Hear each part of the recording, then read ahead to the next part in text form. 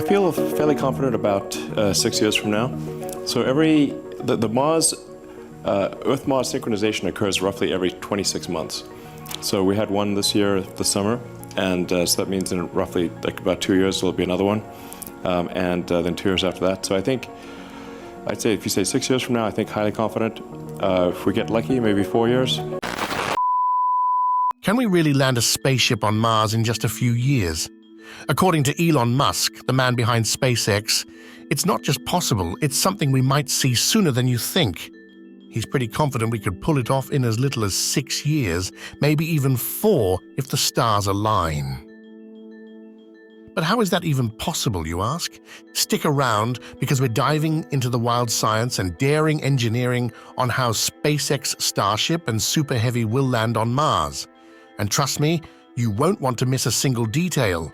And if you need to stay updated on SpaceX Starship and Superheavy as they prepare for their next flight test, don't forget to like this video, subscribe to our channel, and hit that notification bell. We'll keep you in the loop with all the coolest space updates. So let's talk space travel. If you think getting from Earth to Mars is as simple as cruising across the galaxy, think again. SpaceX's Starship has to navigate some pretty tricky orbital dynamics.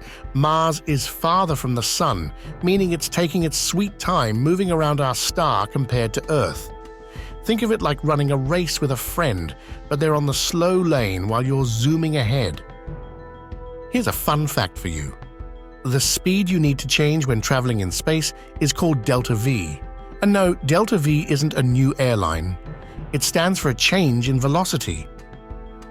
Imagine Earth is moving super fast and your spaceship just speeds up a little bit. That tiny extra speed is what delta V is all about.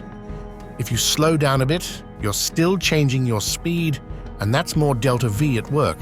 But hold on.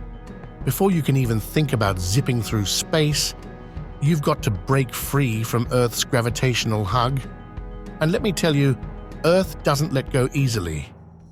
You need a hefty 5.8 miles per second, that's about 9.4 kilometers per second, just to get into low Earth orbit. That's where the Superheavy booster comes in, giving Starship the push it needs to start its interplanetary road trip. Oh, and did you know? SpaceX plans to refuel Starship in Earth's orbit before sending it to Mars. Imagine stopping for gas before a long road trip, but you're in space and your gas station is orbiting Earth. This is a very important step on going to Mars, because you need to get the ship to orbit and then do orbital refilling, kind of like aerial refueling. You'll need about 5 or 6 refilling missions for every one mission that goes to Mars. So roughly 5 to 1. So, and this will also be very important for the Artemis program for the NASA to get back to the moon.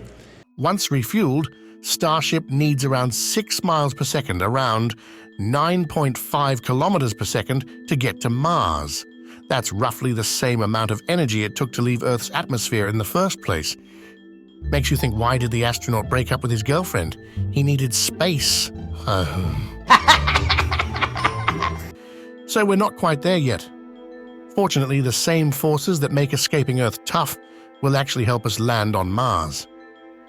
Now get this, when the spacecraft is orbiting Earth, it's like being on a really tight merry-go-round.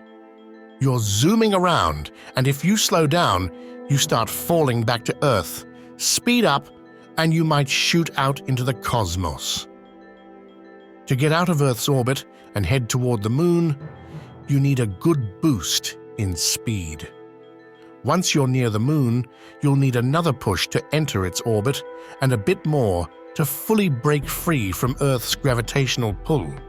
In space, just a little extra push is needed to move from Earth to Mars. But most of our energy gets used up escaping Earth's gravity and starting the journey toward Mars. By the time we're halfway there, we've already burned through a good chunk of our fuel, which means we'll need more to land safely on the red planet. Ever wonder what happens if we miss Mars? Since Mars moves slower than Earth, we could accidentally fly right past it and end up drifting into the asteroid belt. Whoops! As we move to the next stage of our space adventure, we've got a bit of a switch up. While zooming away from Earth, you need to step on the gas. Landing on Mars means we've got to hit the brakes. Imagine you're driving a car that can only go in one direction at a time. Accelerate to get out of Earth's grip. But then you've got to slow down to land on Mars. After months of floating through space, the first deceleration burn is crucial.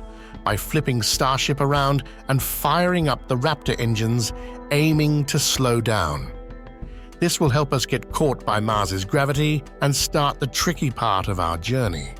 We'll need to slow down significantly to reach Deimos, Mars's outer moon, and then adjust our speed again to get to Phobos, Mars' inner moon.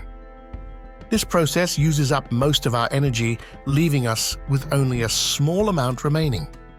Quick fact, did you know Mars has 2 tiny moons named Phobos and Deimos? They're named after the Greek gods of fear and terror, just in case landing on Mars wasn't nerve-wracking enough. To land safely on Mars, we need to travel at a high speed. If we use our remaining fuel wisely, it's possible to achieve this, but keep in mind, this is just our best estimate for the journey. Then, instead of making a circular orbit around Mars, we'll use an elliptical orbit. This means Starship will follow an oval path. This helps us use Mars's thin atmosphere and gravity to slow down without burning too much fuel. We'll gradually lower our orbit to get closer to a safe landing speed. As Starship nears Mars, it flips over and enters the atmosphere belly first. This position maximizes drag and helps slow down even more. Eventually, Starship will do a belly flop to slow down enough for a soft landing. Landing on Mars isn't as easy as it sounds, especially with its thin atmosphere. It takes more engine power to land safely than it does on Earth. If everything goes according to plan, the engines will fire up one last time to gently land on Mars. But don't forget, landing a big spaceship like this is no small feat. Unlike NASA's lighter vehicles, the Starship needs to have enough fuel and power to handle its weight. SpaceX has big plans to boost Starship's capabilities, including adding more fuel tanks, making it lighter, and upgrading the engines. And there's talk of using Mars's moon, Deimos, as another refueling station. Landing a fully loaded Starship on Mars is tough, but SpaceX is up for the challenge. They know the road ahead is bumpy, but are determined to build a city on Mars. It's all about pushing boundaries and never giving up. We've just scratched the surface of how SpaceX's Starship and Superheavy could land us on Mars. But hold up, if you think this is the whole picture, you're in for a treat.